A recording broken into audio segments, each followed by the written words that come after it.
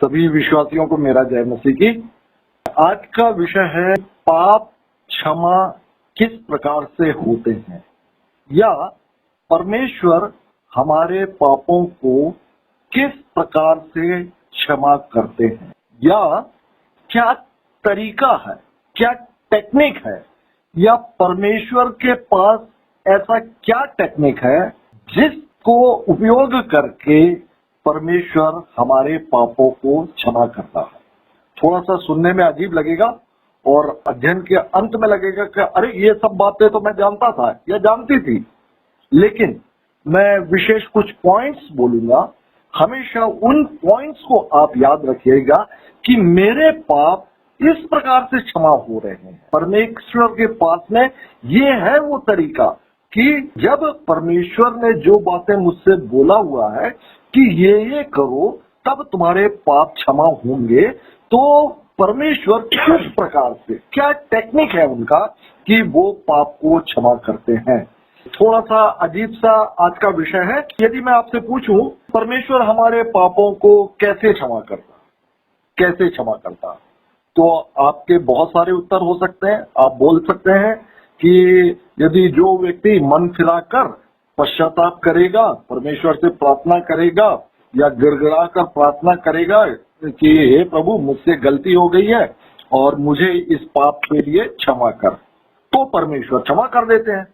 एक उत्तर ये हो सकता है। दूसरा उत्तर ये हो सकता है कि यीशु मसीह के प्रायश्चित बलिदान पर विश्वास करके, उस बलिदान पर विश्वास करके जब हम अपने गुनाहों से, अपने पापों से क्षमा मांगते हैं परमेश्वर से, तो परमेश्वर हमारे पापों को क्षमा कर देते हैं। ये भी उत्तर है। और भी उत्तर हो सकता है कि यीशु मसीह के लहू से हमारे पाप या हमारे अधर्म क्षमा होते हैं। और भी उत्तर हो सकते हैं आपके, बिल्कुल सही उत्तर है। लेकिन इस बात पर हम नहीं जा रहे हैं। हम ये जा रहे हैं कि जब हम मन फिरा के पश्चाताप करते हैं तो परमेश्वर कैसे उसको क्षमा करता है, कैसे वाली प्रश्न का उत्तर हम देखेंगे। दूसरी बात कि यदि हम यीशु मसीह के प्रायश्चित बलिदान पर विश्वास करते हैं या यीशु मसीह के लहू से हमारे अधर्म में क्षमा होते हैं, तो वो कैसे क्षमा होते हैं, कैसे, क्या टेक्निक है उसके पीछे, तो इन बातों को आज हम देखने जा रहे हैं।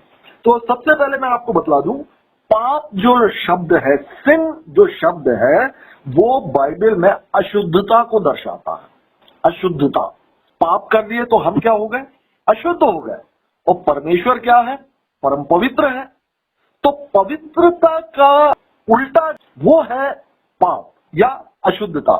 तो परमेश्वर जो पवित्र है, पवित्रता का ठीक उल्टा करेंगे तो वो कहलाता है अशुद्धता। तो अशुद्धता से हम जानते हैं कि क्योंकि परमेश्वर परम पवित्र है, इस अशुद्धता के कारण, जिसको कि हम पाप बोलते हैं, ये एक अशुद्धता है ये। और इस अशुद्धता के कारण हम उस पवित्रता से दूर हो जाते हैं, उस पवित्र परमेश्वर से हम दूर हो जाते हैं। तो इसका एक प्रावधान परमेश्वर ने हमको दिया है कि ये जो अशुद्धता किस प्रकार से दूर की जा सकती है, ताकि परमेश्वर ने जिस उद्देश्य से मनुष्य जाति को बनाया था कि परमेश्वर अपनी क्रिएशन के साथ में वो संगति कर सके, उसको वो पवित्र बना सके। तो जब वो अशुद्धता रहेगी तो उसकी संगति नहीं हो पाएगी। तो पाप जो है वो बाइबल में अशुद्धता बतलाती है कि आप अशुद्ध हो जाते हैं। अभी तक अपन ने ये सुनते आए हैं कि आपने पाप कर दिया तो आप पापी हो गए। एक्चुअल आप पापी नहीं हो जाते हैं, आप अशुद्ध हो जाते हैं। तो इस बात को बहुत ध्यान रखिएगा कि आप में अशुद्धता आ जाती है। तो मनुष्य में ये जो अशुद्धता है दो प्रकार की होती है। एक प्रकार जो होता है शारीरिक अशुद्धता, दूसरी होती है आत्मिक अशुद्धता। शारीरिक अशुद्धता किस प्रकार की होती है, लय व्यवस्था में जैसा दिया है, जैसे किसी व्यक्ति को प्रमेय है, यदि कोई शारीरिक स्त्राव निकल रहा है तो वो शारीरिक रूप से अशुद्ध हो जाता है। यदि कोई किसी के ऊपर थूक दे, या कोई मृत शरीर को छू दे, या फिर वो कब्र को छू दे, या हड्डी को छू दे, इन सब से वो व्यक्ति शारीरिक रूप से अशुद्ध हो जाता है। शरीर के अशुद्ध स्त्राव जिसके शरीर पर रहने पर या हमारे वस्त्रों पर रहने पर भी हम शारीरिक रूप से अशुद्ध हो जाते हैं। या फिर ऋतुमती स्त्री, वो ठहराया हुआ है उनके लिए कि वो 7 दिवस तक अशुद्ध रहती है।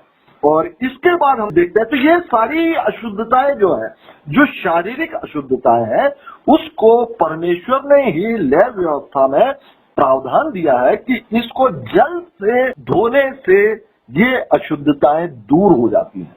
जल से धोने से जो भी जितनी भी प्रकार की शारीरिक अशुद्धियां हैं, इसको निर्धारित समय दिया है। यदि आपको प्रमेय है तो या फिर आपको आपके ऊपर किसी ने थूक दिया है तो आप सुबह से लेकर शाम तक आप अशुद्ध रहेंगे।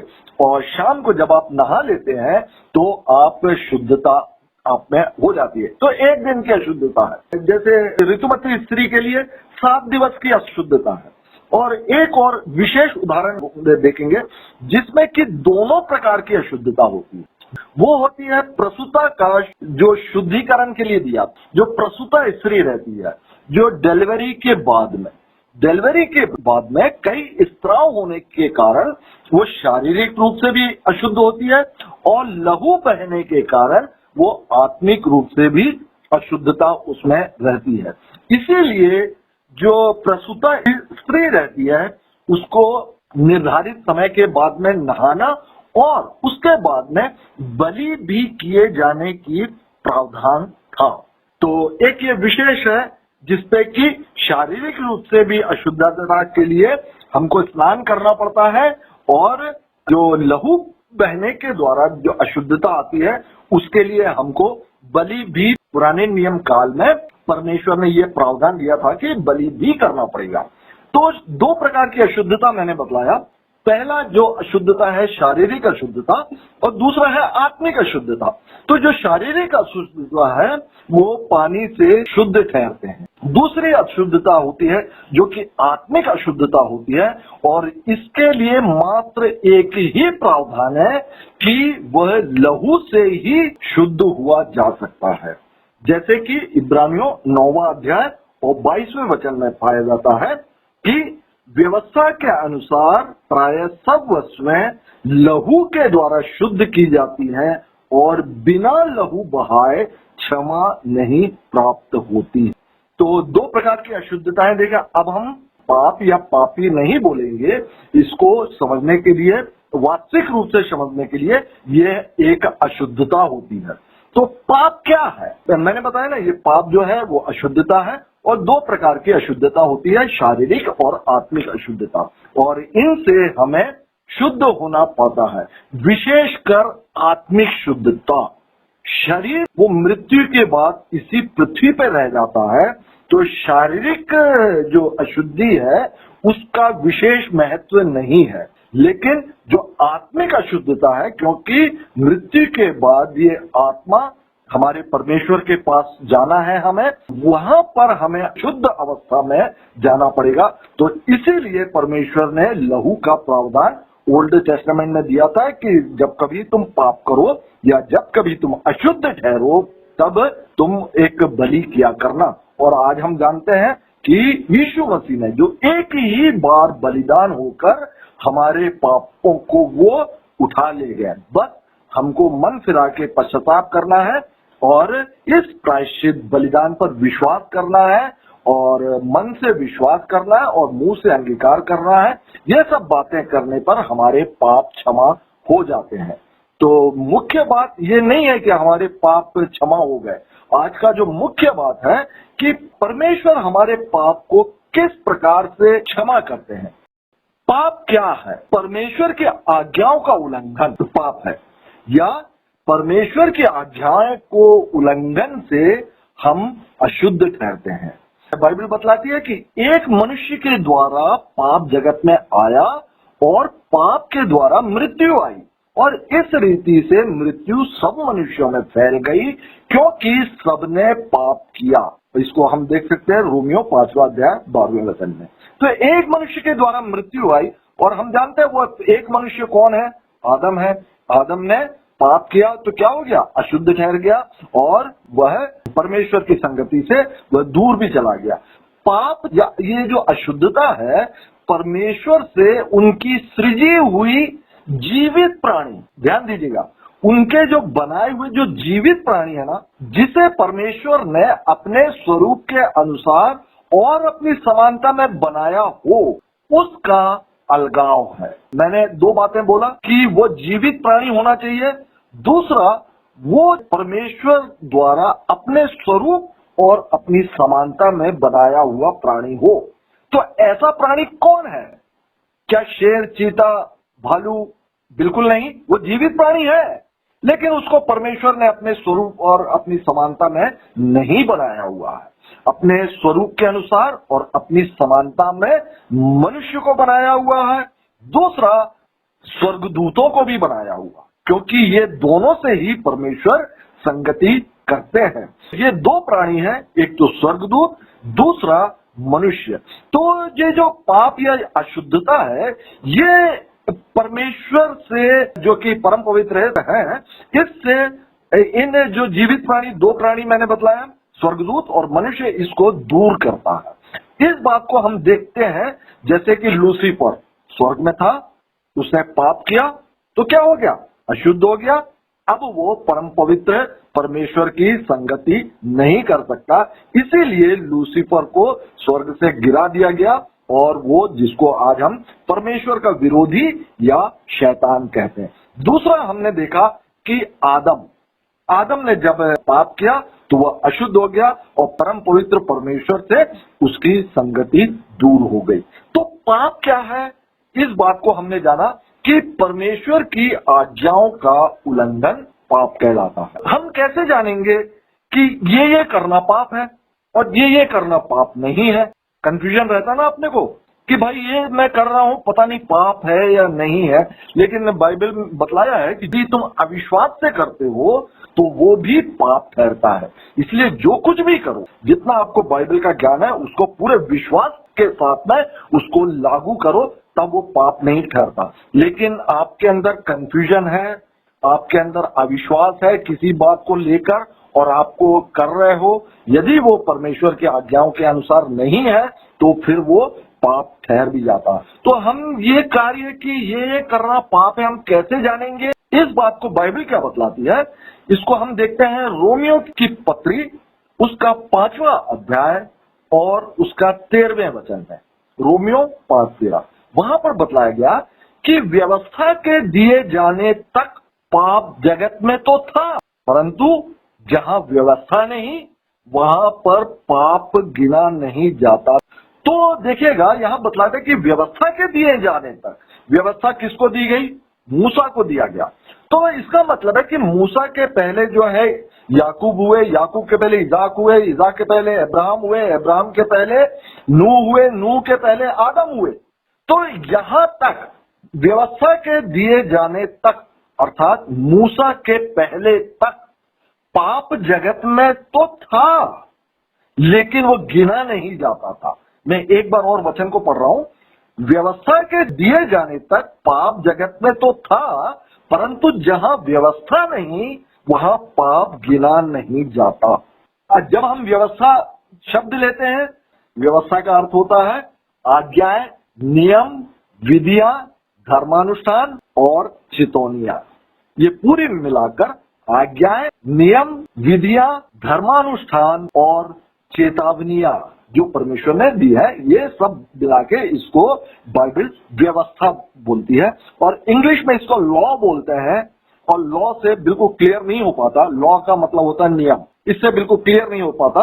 लेकिन जो हिंदी में शब्द है व्यवस्था, इससे बिल्कुल साफ समझ में आता है। ये 5 चीजों को मिलकर व्यवस्था बनता है। और इसको मैंने अक्सर बोला हुआ है, भजन संहिता 119 उसका 1 से लेके 8 में ये सारी बातें वहां पर बतलाया गया है। तो व्यवस्था के दिए जाने तक पाप जगत में तो था, मतलब मूसा के पहले भी लोगों ने पाप किया हुआ है, लेकिन उनके पाप गिने नहीं जाते थे। और बाइबल बतलाती है कि व्यवस्था के द्वारा पाप की पहचान होती है। रोमियो 3:20, व्यवस्था के द्वारा पाप की पहचान होती है। व्यवस्था यदि नहीं होती तो हम नहीं जानते कि पाप क्या क्या है। अब जैसे आज्ञा जो 10 कमांडमेंट है, हम जानते हैं कि इसको तोड़ दिया तो पाप आ गया। यदि हमने वहां लिखा हुआ है ये तू चोरी ना करना, वो चोरी कर लिया तो हम समझ जाते हैं कि पाप हो गया। तो व्यवस्था के द्वारा ही जाना गया कि पाप की पहचान जो है वो व्यवस्था के द्वारा ही होता है। तो इस व्यवस्था जो है इसको इब्रानी भाषा में तोरा बोला गया। तोरा, और तोरा शब्द हमने देखा था पेंटाटक को भी तोरा बोलते हैं, जिसको कि हिंदी में नियम की पुस्तक या व्यवस्था की पुस्तक बोला जाता है इन 5 पुस्तकों को। और ये 5 पुस्तकें जो है इब्रानी में भी व्यवस्था की पुस्तक बोला गया है, अर्थात तोरा बोला गया। तो इब्रानी में व्यवस्था को तोरा बोला जाता है और इसका अर्थ होता है व्यवस्था, या हिब्रू तोरा का मतलब होता है तीर मारना या निर्देश करना, निर्देशित करना या सिखाना, अर्थात पॉइंट आउट करना। तीर क्या करता, अपन कई जगह पे देखते हैं ना, तीर बना देते हैं, पॉइंट आउट करते हैं कि ये देखो आप। तो व्यवस्था के दिए जाने तक इस जगत में पाप तो था, लेकिन जब तक व्यवस्था नहीं थी तो पाप गिना नहीं जाता था, क्योंकि पाप की पहचान भी जो हुई है वो व्यवस्था के द्वारा ही हुई है। इस प्रकार से हम कैसे जानेंगे कि ये पाप है या नहीं है? हम इसी व्यवस्था में देखना पड़ेगा हमको। हम अपने मन से नहीं कह सकते कि ये चीज पाप है और ये चीज पाप नहीं है। इसलिए बाइबल अध्ययन बहुत आवश्यक है, ताकि परमेश्वर ने जिन चीजों को निर्धारित किया है कि इन चीजों का उल्लंघन पाप कहलाएगा, उनको हमको पहचानना पड़ेगा। और नए नियम काल में जब पवित्र आत्मा की भरपूरी आ गई, तब हम आप जो पापी व्यक्ति हैं उनके प्रति पवित्र आत्मा की भी एक भूमिका रही है। जैसे ओल्ड टेस्टामेंट में व्यवस्था की भूमिका थी कि वो पाप को इंगित करे, उसको पॉइंट आउट करे कि ये पाप है। इस प्रकार से नए नियम में तो अब व्यवस्था नहीं है ना। जब ये इजराइलियों ने वाचा को तोड़ दिया तो यिर्मयाह उसका 31 अध्याय और उसका 31 से लेकर 33 वचन में हमने अध्ययन किया था। जब वाचा के विषय में, जब नई वाचा के विषय में हमने अध्ययन किया था, तब हमने देखा था कि अब जो व्यवस्था जो है वो हमारे मन में समवा दी गई है, हमारे हृदय में लिख दी गई है, हमारे कॉन्शियस में या विवेक में हमारे लिख दी गई है कि ये करना पाप है और ये करना पाप नहीं है। तो हमारे विवेक में समवा दी है वो बात है। तो इस आधार पर नए नियम काल में पवित्र आत्मा हमारे पापों को बदला कर देता है। नए नियम काल में पवित्र आत्मा क्या करता है कि व्यक्ति के मस्तिष्क में या विवेक में या पापी की भावनाओं के माध्यम से वो कार्य करता है और पापी को उसके पाप में व्यवहार के विषय में बतलाता है और परमेश्वर के समक्ष उसके दोष को पवित्र आत्मा हमारे कॉन्शियस में बतलाता है। तब हम जानते हैं कि यार मैंने गलती की है। तब हम ये जानते हैं कि ऑटोमेटिकली हम जान जाते हैं कि नहीं, मैंने गलती की है। और पवित्र आत्मा के बिना क्या होता है, यदि पवित्र आत्मा नहीं रहे, पवित्र आत्मा की सहायता नहीं है, तो क्या होता है कि व्यक्ति अपने आप को बहुत भला समझता है। अरे मैंने कोई पाप नहीं किया, अरे मैं तो बिल्कुल सही हूं, मैं क्यों पश्चाताप करूं, किस बात को पश्चाताप करूं, मैंने कोई पाप नहीं किया। तो पवित्र आत्मा के बिना व्यक्ति का इस प्रकार से व्यवहार हो जाता है। लेकिन जब पवित्र आत्मा आता है, पवित्र आत्मा के प्रकाश में ही व्यक्ति को उसका दोष दिखता है और पवित्र आत्मा पापी को अलग अलग तरीके से पाप के प्रति वो कायल करता है। और जैसे कि बाइबल में उदाहरण दिया हुआ है रोमियो 2 अध्याय और 4वें वचन में, वो अच्छाई को बतलाता है कि देखो ये अच्छाई है, और तब हम ऑटोमेटिकली समझ जाते हैं इस अच्छाई के विरोध में जाना पाप होता है। या फिर वो क्या करता है पवित्र आत्मा कि पाप की भयंकरता को बतलाता है या उसका परिणाम के बारे में हमको सोचने के लिए मजबूर करता है कि ये यदि करोगे तो उसका परिणाम ये होगा। और इस प्रकार का जो उदाहरण है इसको हम रोमियो 7वें अध्याय और 13वें वचन में इसको देख सकते हैं। तो इस प्रकार से पवित्र आत्मा आज पाप के प्रति हमको इंगित करता है या पॉइंट आउट वो करता है और वो हमारे पापों के लिए वो कायल करता है, ताकि हम परमेश्वर का जो विधान है कि नए नियम काल के लिए कि यीशु मसीह पर विश्वास करके और मन फिरा के जब पश्चाताप करते हैं तब परमेश्वर हमारे पापों को क्षमा करता है। पवित्र आत्मा जो है वो धार्मिकता और न्याय के लिए भी कायल करता है। तो पवित्र आत्मा हर एक बातों में हमारी सहायता करता है, जैसा कि बाइबल बतलाती है।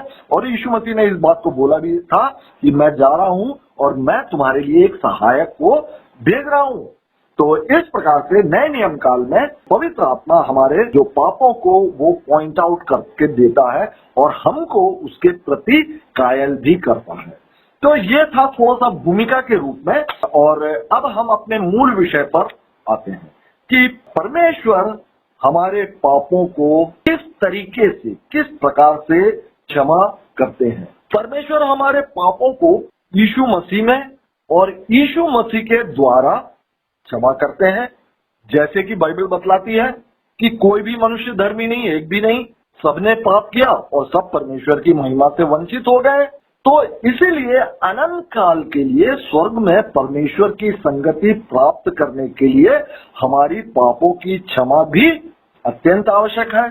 इन पापों को हम स्वयं नहीं जान सकते, इसे हम परमेश्वर के वचन बाइबल के द्वारा और पवित्र आत्मा जो हमारे हृदय में कार्य करता है और पाप का बोध कराता है, इन सब बातों से हम जानते हैं कि क्या पाप है। इसीलिए जैसे ही हमें अपने पाप का बोध होता है, हमें तुरंत प्रायश्चित कर लेना चाहिए। अभी भी कोई नई बात नहीं हुई है, ये सब बातें हम जानते हैं, सब बातें जितना भी बतलाए सब बातें सब हम जानते हैं। अब देखिएगा कि आप देख सकते हैं यशाया उसका 43 अध्याय और उसका 25वां वचन, वहां देखिएगा लिखा हुआ है, मैं वही हूं जो अपने नाम के निमित्त तेरे अपराधों को मिटा देता हूं और तेरे पापों को स्मरण ना करूंगा। परमेश्वर हमारे पापों को मिटा देता है। कैसे मिटा देता है, इस टेक्निक को समझिए आप। परमेश्वर की पवित्रता के समक्ष जो हमारे पाप जो होते हैं ना, वो एक बहुत काला और विभत्स होता है, क्योंकि परमेश्वर पवित्र है। तो पाप एक बार हो जाने पर, जब मनुष्य या स्वर्गदूतों से जब एक बार पाप हो जाने पर, वो पाप कभी खत्म नहीं होता, कभी भी खत्म नहीं होता। जैसे कि स्वर्गदूतों ने जब पाप किया या लूसीफर ने पाप किया, उसका पाप कभी खत्म नहीं हुआ और पाप ये सदा बना रहता। हम मनुष्य भी जब पाप करते हैं ना, तो पाप जो है सदा सदा के लिए बना रहता है। मैं आपको और क्लियर करूंगा, इसे इस तरह को समझ सकते हैं। यहां पर जैसे लिखा है कि मैं वही हूं जो अपने नाम के निमित्त तेरे अपराधों को मिटा देता हूं।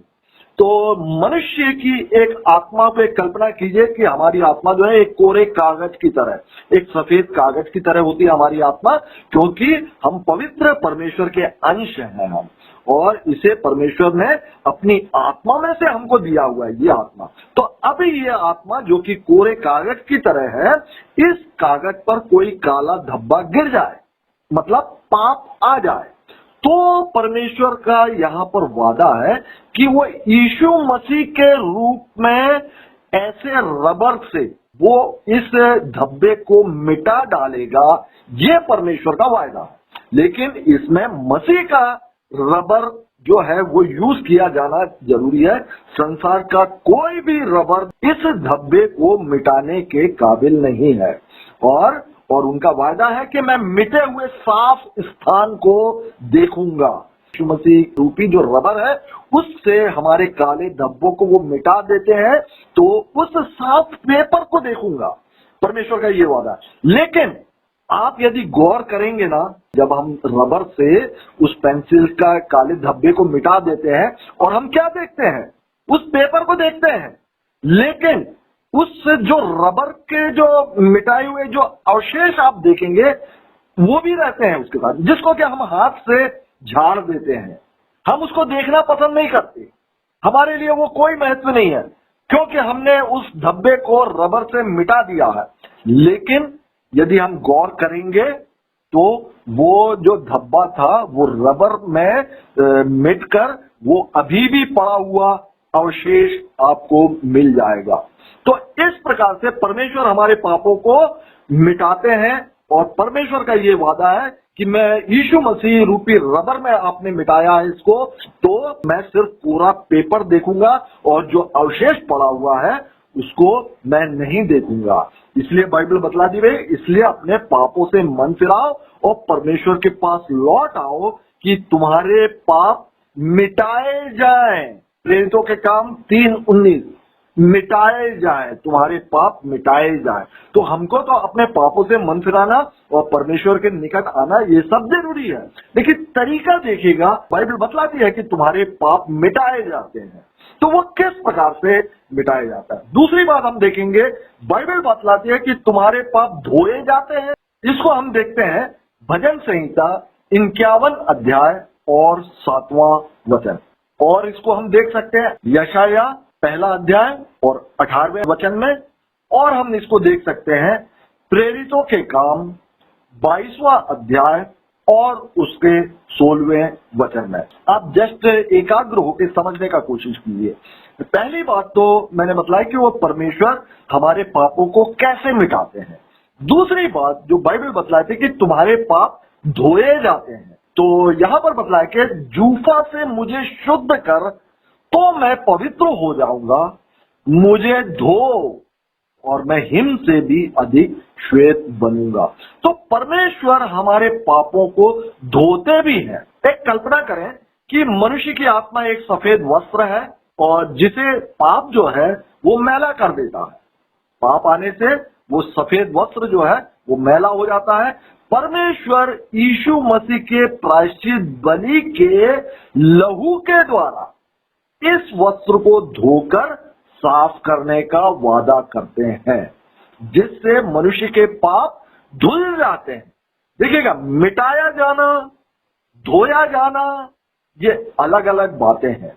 तो परमेश्वर का यह वादा है कि मात्र यीशु मसीह के लहू से धोए हुए साफ वस्त्र को मैं देखूंगा, अर्थात उस वस्त्र को देखकर जो कि मसीह के लहू से धोया गया है, उसके द्वारा जो साफ वस्त्र है उसको मैं देखूंगा।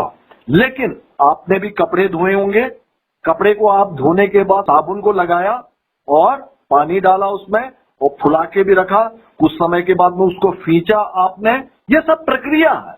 उस कपड़े, इस साफ वस्त्र को लाने की ये सब प्रक्रिया है। तो उस प्रक्रिया को ही हम समझने का यहाँ पे कोशिश कर रहे हैं कि आप जब वस्त्र को धोते हैं तो साबुन से जब आप वस्त्र को धो लेते हैं तो आप क्या देखते हैं? धुला हुआ साफ वस्त्र, उसी को देखते हैं। ये नहीं देखते कि पानी के साथ आप देखोगे ना तो सारा मैल वहां पे दिखेगा आपको। आप क्या कभी उस मैल को देखते हैं जो पानी और साबुन के साथ मिक्स होके वहां पे हो सकता है फेन के रूप में पड़ा होता? पाप जब एक बार हो जाता ये कभी भी खत्म नहीं होता, वो किसी न किसी रूप में पड़ा रहता। लेकिन परमेश्वर हमारे पापों को इस प्रकार से क्षमा करता है कि वह यीशु मसीह के लहू में वो हमारे पापों को धोता है, और उस धोकर जो हिम के समान श्वेत के वस्त्र है उसको परमेश्वर का वादा है कि मैं सिर्फ उसको देखूंगा, उस धोबन को नहीं देखूंगा, अर्थात तुम्हारे पापों को अब मैं स्मरण नहीं करूंगा। अभी दो बातें देखा, मिटाए गए पाप, दूसरा हमने देखा धोए गए पाप। और भी लिखा हुआ, तुम्हारे पाप चाहे लाल रंग के हों तो भी वे हिम की नाई उजले हो जाएंगे, और चाहे अर्गवानी रंग के हों तो भी वे ऊन के समान श्वेत हो जाएंगे। तो किस प्रकार से हो जाएंगे? ओल्ड टेस्टामेंट में बकरे की बलि के द्वारा होता था, लहू के द्वारा। आज के समय में यीशु मसीह के लहू में धोने के द्वारा हमारे पाप क्षमा हो जाते हैं। तीसरी बात हम देखेंगे, बाइबल बतलाती है दूर किए गए पाप। इस बात को भजन संहिता 103 और उसका 12वां वचन, वहां लिखा हुआ, उदयाचल अस्ताचल से जितनी दूर है उसने हमारे अपराधों को उतनी ही दूर कर दिया है। उदयाचल जहां सूर्य उदय होता है पूर्व, अस्ताचल जहां सूर्य अस्त होता है। इसको एक मनुष्य देख सकता है क्या? इस दूरी को नहीं देख सकता। यहां पर बतलाया गया कि उदयाचल अस्ताचल से जितनी दूर है उसने हमारे अपराधों को उतनी ही दूर कर दिया है। तो पूर्व और पश्चिम दोनों विपरीत दिशा में है और एक अंतिम छोर है इनका। तो परमेश्वर हमारे पापों को यीशु मसीह में क्षमा करके इतनी दूर फेंक देने का वादा करते हैं कि जिसका और छोर पाना भी असंभव है। और हमारे पापों को वो पश्चिम अर्थात अस्ताचल जहां सूर्य डूबता है वहां तक दूर कर देने का, और उदयाचल जो पूर्व में है जहां सूर्य उदय होता है, और उस दिन के उजाले में हमें पाप रहित देखना चाहता है। और यीशु मसीह के द्वारा ही ये संभव होता है। परमेश्वर हमारे पापों को उदयाचल से अस्ताचल तक दूर तक फेंक देता है, और वह हमको यीशु मसीह में जो दूर किए हुए पाप हैं उस प्रकार से परमेश्वर हमको देखेंगे। ये परमेश्वर का वादा है, और इस प्रकार से हमारे पाप क्षमा किए जाते हैं। तो पहले हमने देखा कि परमेश्वर हमारे पापों को कैसे मिटाता है। दूसरी बात हमने देखा परमेश्वर हमारे पापों को कैसे धोता है। और तीसरी बात हमने देखा कि परमेश्वर हमारे पापों को किस प्रकार से दूर करता है। चौथी बात हम देखेंगे जो कि बाइबल बतलाती है कि ढाके गए पाप। इस बात को आप रोमियो 4 अध्याय और उसका 7 और 8 वचन में देख सकते हैं। पुराने नियम में व्यवस्था विवरण 21 अध्याय और 8 में देख सकते हैं। भजन संहिता 32 अध्याय उसका पहला और दूसरे वचन में देख सकते हैं। और भजन संहिता 85 अध्याय 85 और उसके दूसरे वचन में देख सकते हैं। और मीका उसका 7वां अध्याय और 18वें वचन में भी इस बात को देख सकते हैं। ढाके गए पाप, यहां लिखा हुआ है धन्य वे हैं जिनके अधर्म क्षमा हुए और जिनके पाप ढाके गए। धन्य वे हैं जिनके अधर्म क्षमा हुए और जिनके पाप ढाके गए। धन्य है वह मनुष्य जिसे परमेश्वर पापी ना ठहराए। ये रोमियो 4 अध्याय और 7वें और 8वें वचन में यहाँ पर हम देखते हैं कि परमेश्वर हमारे पापों को ढाक देता है।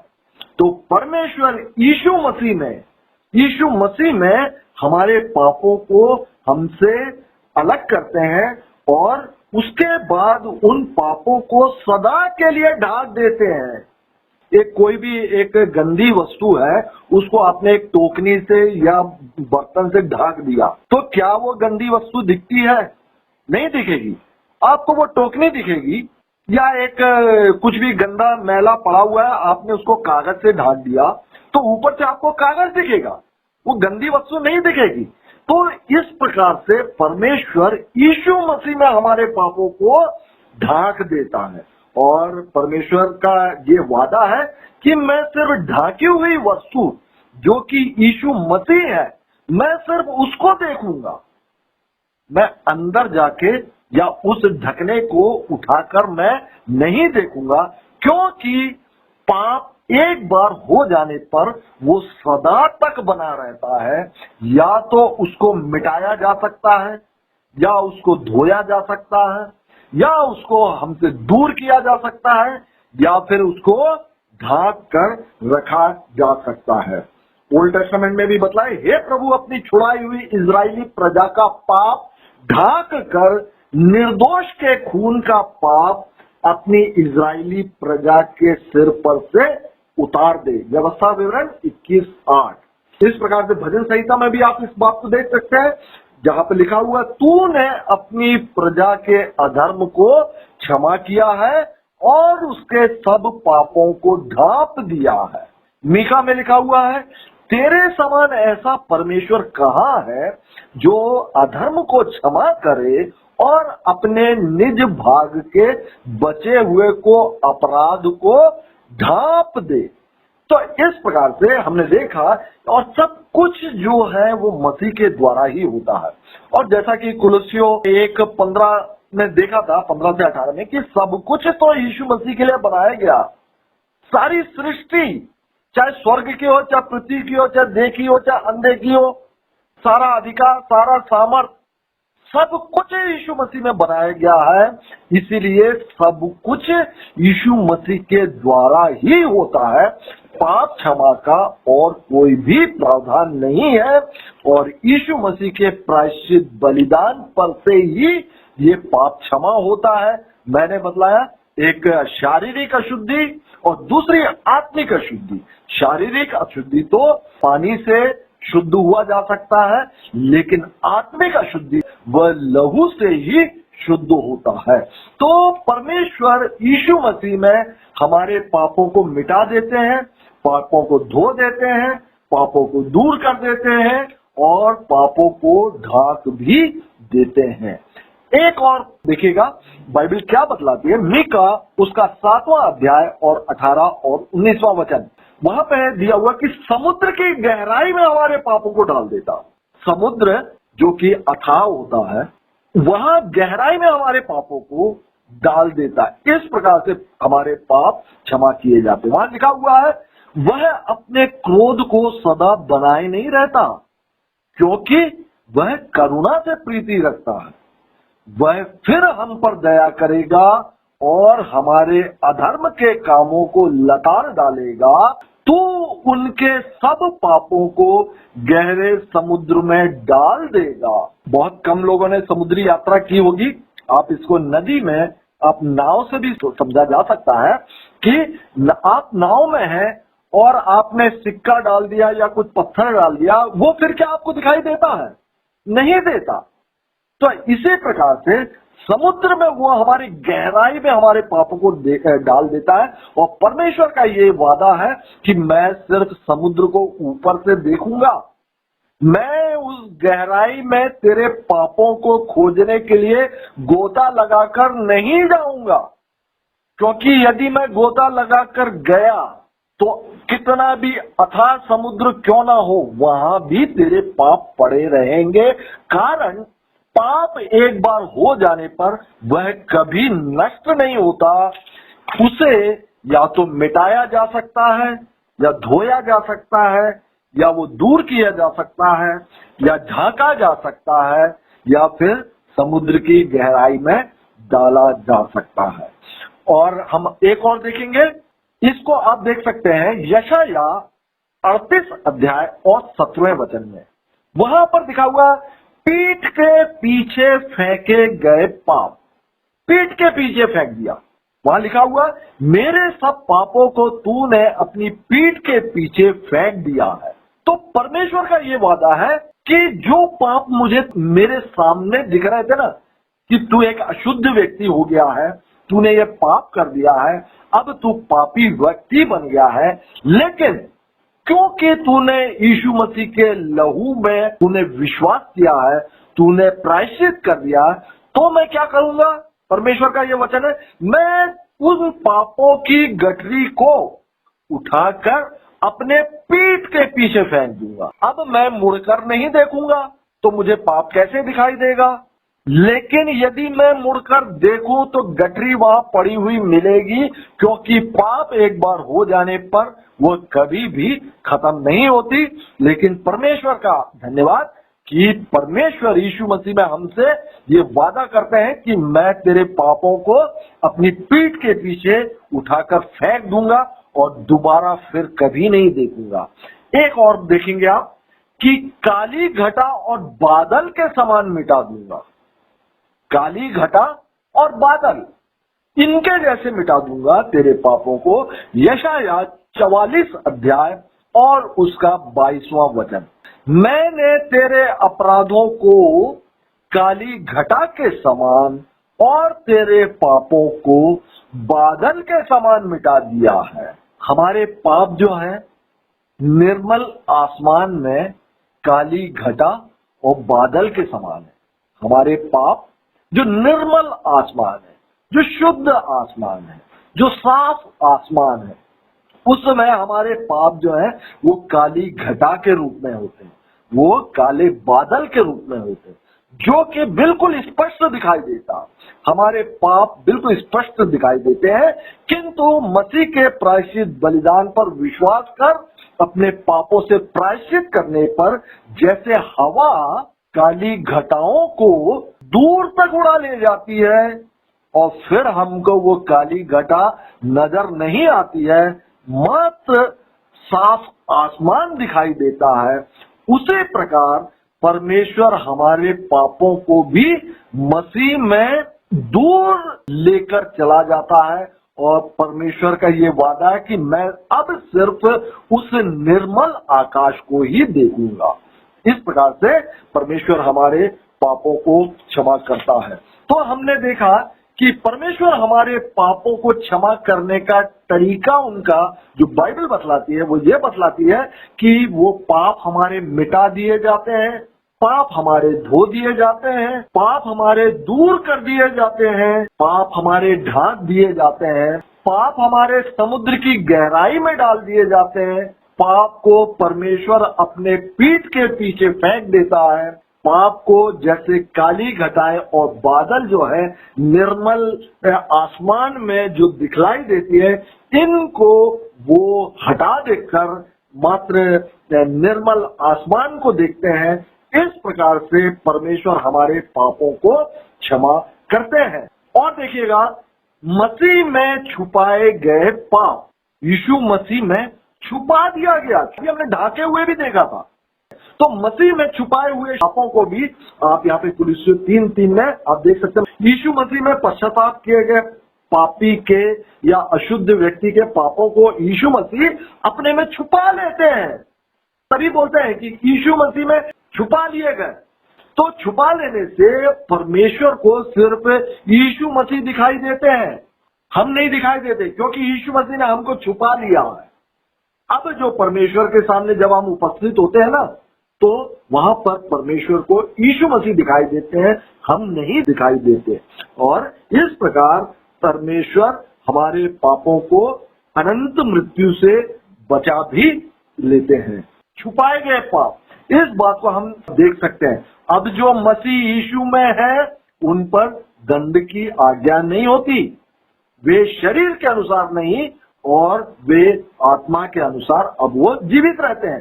और एक और अंतिम लिखा हुआ है भजन संहिता 51 अध्याय और उसका 9वां वचन, पाप से मोह फेर लेता है परमेश्वर।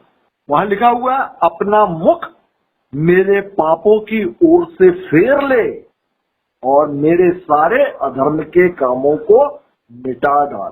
परमेश्वर हमारे पाप जो कुछ भी है वह यीशु मसीह के लहू के द्वारा ही क्षमा किए जाते हैं।